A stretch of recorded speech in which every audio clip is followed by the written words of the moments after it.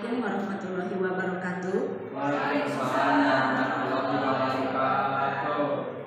Terima kasih kepada Ibu dan Bapak Guru yang sudah menyempatkan hadir dalam kegiatan diseminasi saya kali ini, yaitu tentang bagaimana budaya positif di lingkungan sekolah. Diseminasi yaitu pengimbasan atau pemahaman dalam pengalaman penerapan budaya positif.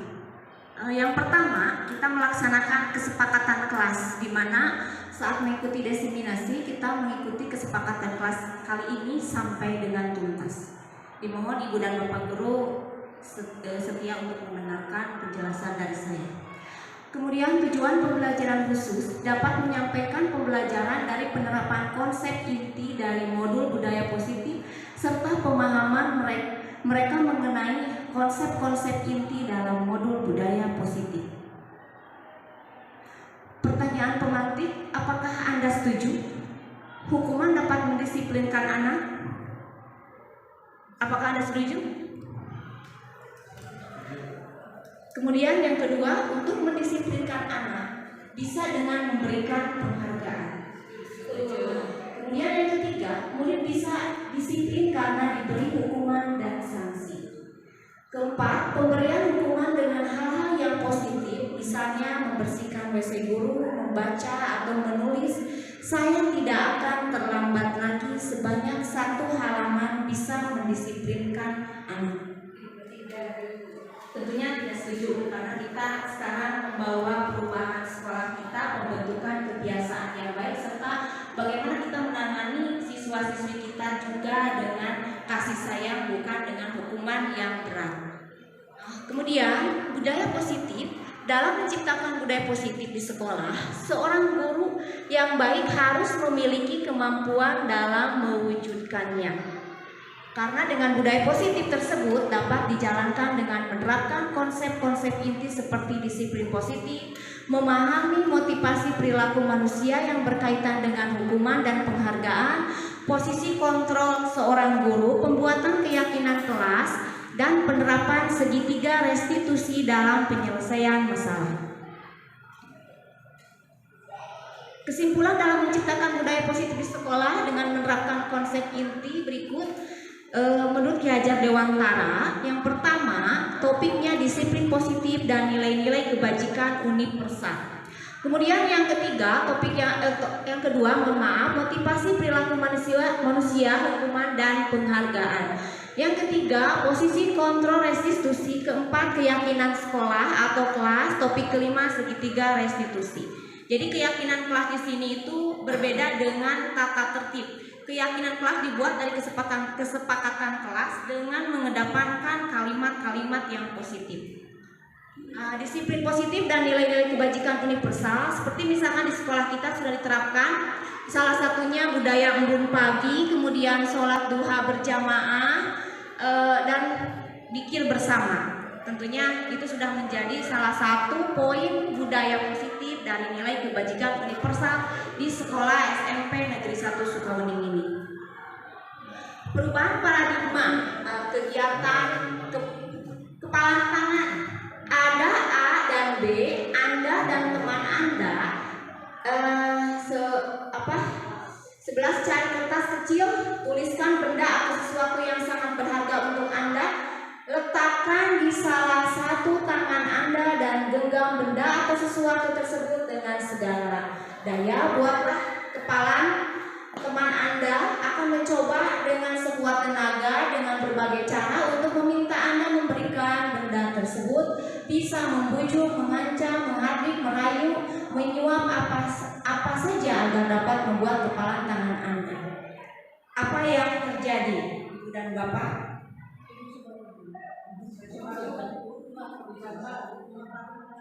Ya, silakan dicoba mengepalkan tangan.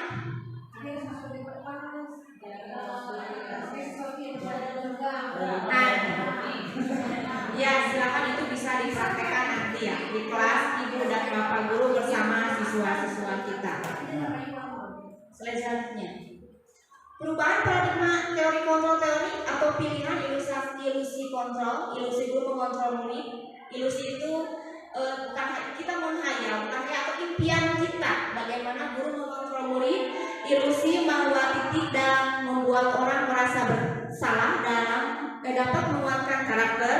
Kemudian ilusi bahwa semua penguatan positif efektif dan bermanfaat. Ilusi bahwa orang dewasa memiliki hak untuk memaksa.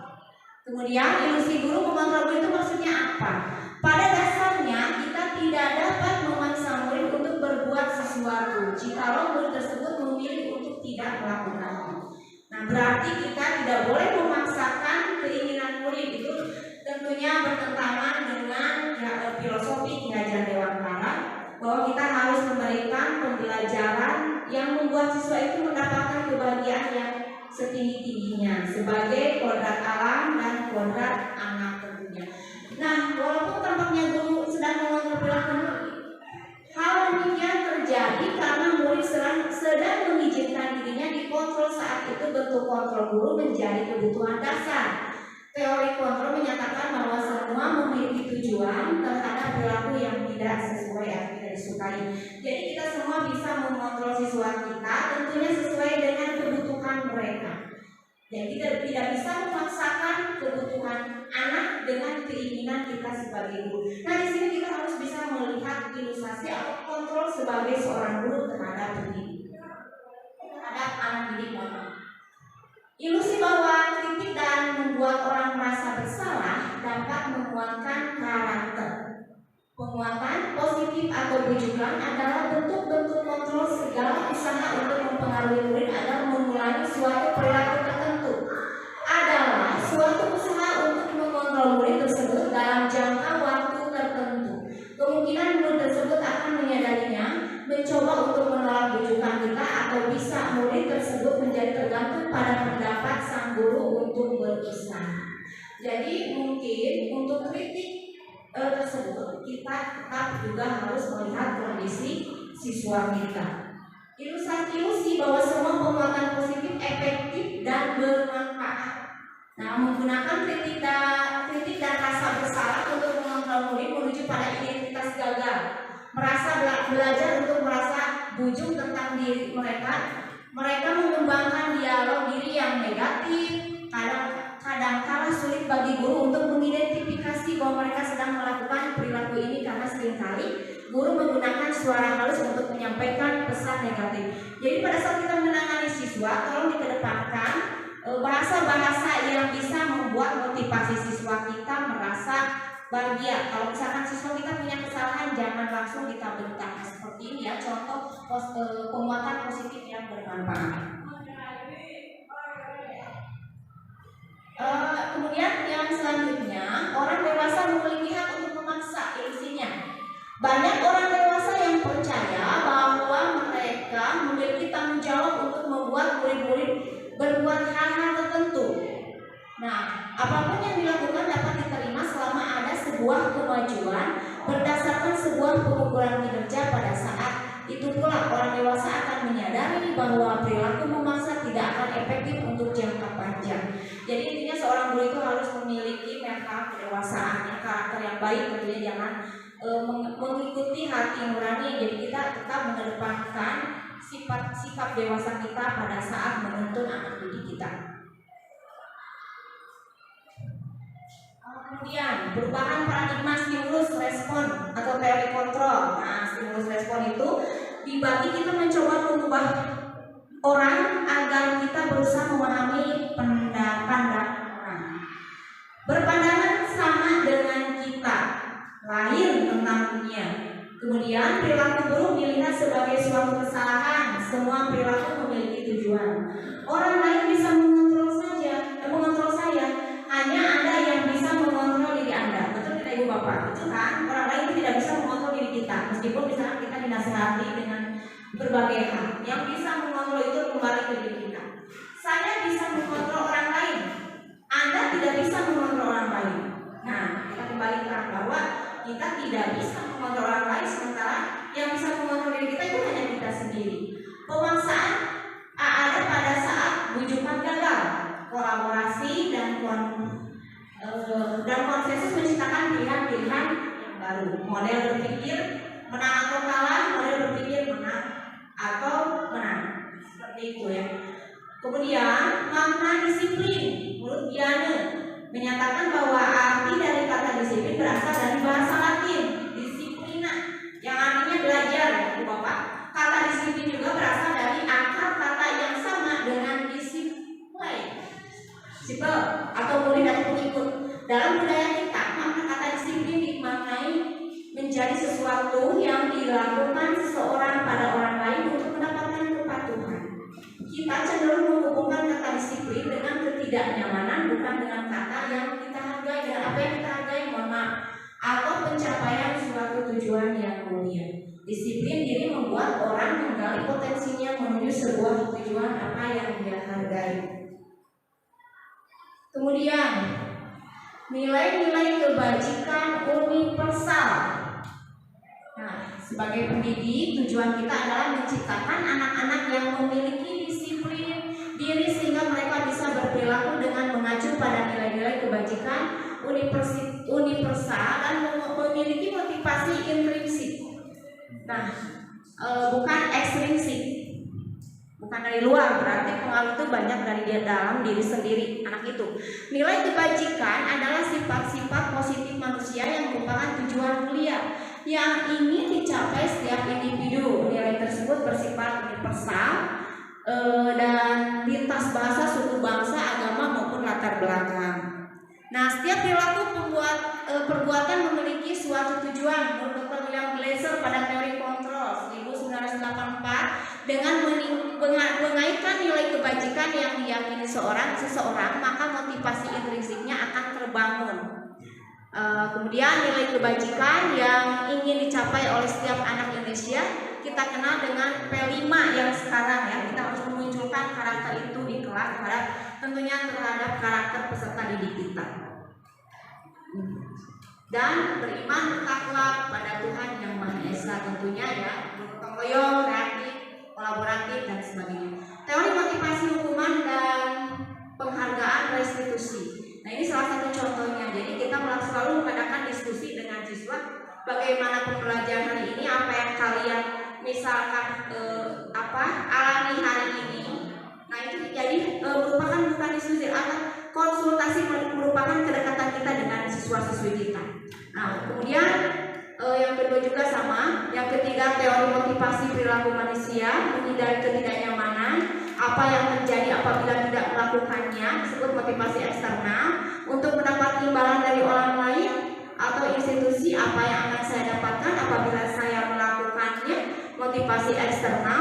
Yang ketiga, untuk menghargai diri sendiri, saya akan menjadi orang yang seperti apa bila saya melakukannya. Itu motivasi internal, tujuan disiplin positif. Nah, kemudian merdeka menurut Ki Hajar Dewantara, merdeka itu artinya tidak hanya terlepas dari perintah, tetapi juga cakap buat memerintah diri sendiri. Nah, ini yang selalu kita salah artikan, bahwa merdeka itu maksudnya dikembalikan ke diri anaknya, bukan kita. Jadi mereka yang merasa merdeka tidak hanya terlepas dari perintah kita, tetapi juga cakap membuat bisa memerintah diri sendiri ke hal-hal yang baik.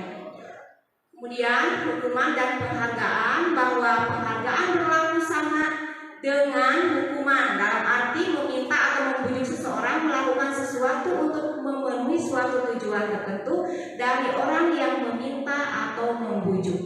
Dorongannya eksternal dan akan ada faktor ketergantungan beberapa dampak dari pemberian penghargaan menurut Alpicon. Pengaruh jangka pendek dan jangka panjang, penghargaan menghukum, penghargaan mengurangi ketepatan, penghargaan merusak hubungan, penghargaan tidak efektif, penghargaan merusak kualitas hubungan, penghargaan merusak kualitas penghargaan, mengurangi motivasi intrinsik. Selanjutnya, hukuman atau konsekuensi dan restitusi. Nah, definisi hukuman adalah cara untuk melakukan pengarahan agar tingkah laku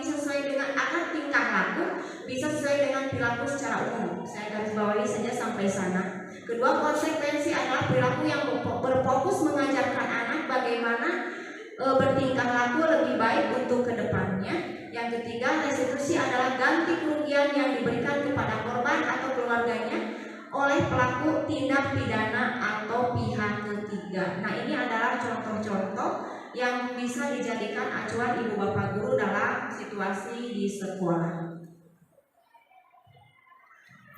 tindakan guru. Nah, itu ada misalkan mencatat 100 kali di dalam buku kalimat saya tidak akan terlambat lagi karena terlambat tersebut. Kemudian nanti itu konsekuensinya misalkan dalam kesalahan apa kita melakukan itu. Apakah itu pantas diberikan kepada peserta didik kita atau tidak. Nah, kemudian lari mengelilingi lapangan basket 2 kali karena terlambat hari di sekolah. Apakah ini bisa dilakukan? Silakan, konsekuensinya seperti apa. Yang ketiga, membersihkan tumpahan air di meja tulis karena tersenggol pada saat belajar. Lari mengelilingi lapangan basket 2 kali karena terlambat 10 menit untuk pelajaran PJO. Restitusi. Nah, sekarang ke restitusi. Bukan untuk menebus kesalahan, namun untuk belajar dari kesalahan. Kemudian memperbaiki hubungan, tawaran bukan paksaan, restitusi menuntut untuk melihat ke dalam diri, restitusi mencari kebutuhan dasar yang mendasari tindakan, restitusi diri adalah cara yang paling baik, restitusi fokus pada karakter bukan tindakan, restitusi fokus pada solusi, kemudian restitusi mengembalikan murid yang berbuat salah pada kelompoknya. Nah, keyakinan kelas. Nah, silakan ini bisa diadopsi ibu bapak guru terutama yang menjadi wali kelas. Pertanyaan pemantik, mengapa tidak peraturan saja, mengapa harus keyakinan kelas? Nah, di sini mohon maaf saya sampaikan, keyakinan kelas bukan tata tertib. Jadi, anak yang merumuskan dalam kesepakatan kelas, semua anak menuliskan, nanti disetujui dan jadi keyakinan kelas yang bisa ditempel di kelas. Jadi bukan kata tidak. Jadi katanya misalkan jangan membuang sampah sembarangan, itu tata tertib. Jadi selalu menjaga kebersihan kelas 7 misalkan. 7 apa? Nah, itu adalah contoh keyakinan kelas.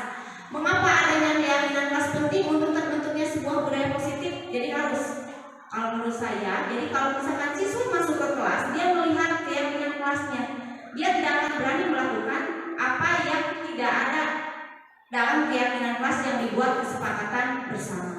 Kemudian bagaimana mewujudkan sebuah keyakinan kelas yang efektif? Tentunya kolaborasi semua siswa dan guru tentang apa yang harus dilakukan di kelas tersebut. Dan selalu ada, jadi selalu ada komunikasi ya. Sudah, itu yang mungkin bisa saya sampaikan. Mohon maaf bila ada kekurangan. Semoga ini bisa diadopsi. Semoga ini juga bisa ibu bapak implementasikan dan hasil pelatihan saya untuk budaya positif di kelas masing-masing. Terima kasih untuk kesempatan kali ini. Saya ucapkan Assalamualaikum warahmatullahi wabarakatuh. Waalaikumsalam. Warahmatullahi wabarakatuh. Waalaikumsalam warahmatullahi wabarakatuh. Kali ini kita akan belajar tentang apa itu keyakinan kelas yang dibuat oleh kesepakatan kelas. Kalian tahu tidak kesepakatan kelas itu apa? Ya. Yang kalian tahu itu apa? Yang selama ini kita sudah tahu itu tata tertib ya. Tapi kesepakatan kelas itu nanti akan membentuk keyakinan kelas dan bisa kalian implementasikan dalam kehidupan sehari-hari. Itu berbeda sekali dengan tata tertib. Nah, tapi jadi kalian nanti menuliskan kesepakatan kelas yang kita buat hari ini itu apa saja yang nantinya untuk apa? Untuk pembiasaan budaya positif di kelas kita. Nah, misalkan kalian tidak boleh menggunakan kata dilarang. Nah, itu adalah tata tertib. Tapi kalian menggunakan kalimat-kalimat positif. Misalkan menjaga atau mendengarkan dan sebagainya. Paham? Silakan siapa yang terlebih dahulu mau menuliskan kesepakatan kelas. Nanti kita rumuskan menjadi keyakinan kelas 7K. Silakan.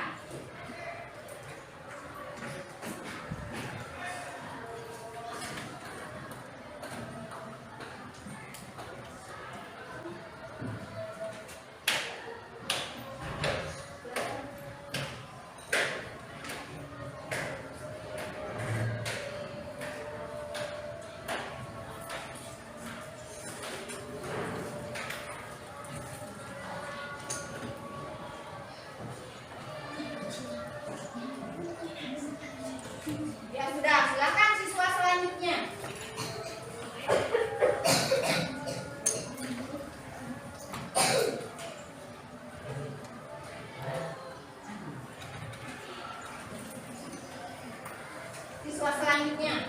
Ya, silakan. Rahmat.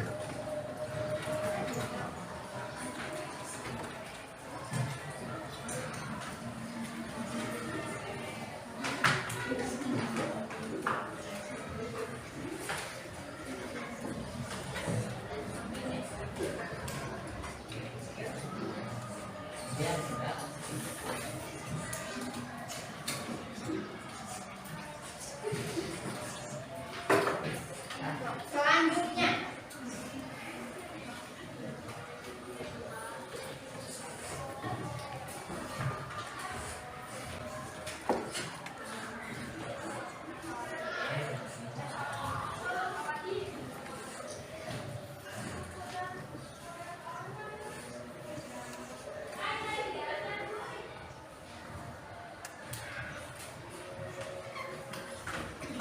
Kemudian silakan yang belum.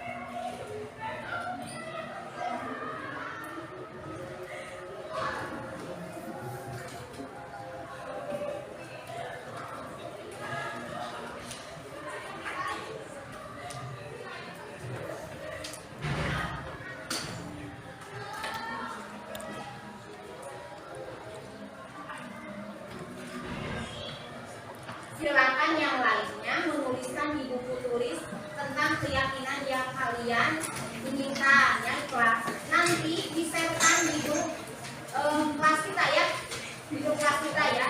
Nah, jadi ini salah satu contohnya itu adalah kita harus menjaga kebersihan kelas. Ini disepakati tidak bersama? Saling menghargai teman sekelas. Bagaimana disepakati juga? Kalau menerima nasihat yang baik dari teman, mendengarkan guru yang menerangkan, pada saat guru menerangkan kalian tidak boleh bersuara. Siap? Kemudian bekerja sama dengan menjaga ketertiban kelas. Selalu mendengarkan guru saat berbicara. Nah, disepakati semua. Kalau sudah disepakati, nanti silakan kalian menandatangani kesepakatan ini. Ya, silakan ke depan. Silakan menandatangani. Selanjutnya. Selanjutnya silakan.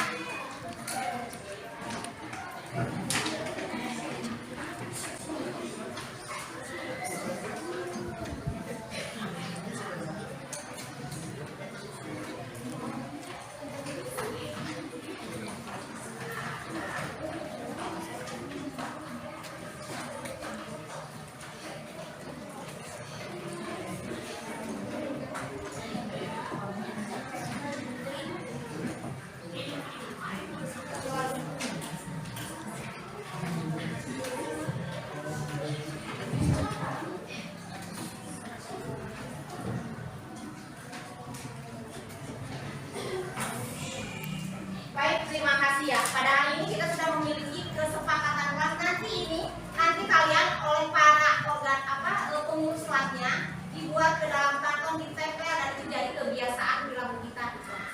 Siap ya anak-anak? Terima kasih untuk hari ini kita sudah membuat kesepakatan kelas. Semoga kalian menjaga apa yang sudah dijadikan oleh prinsip oleh kita dituangkan dalam sebuah perilaku kita sehari-hari dan semoga bermanfaat. Assalamualaikum warahmatullahi wabarakatuh.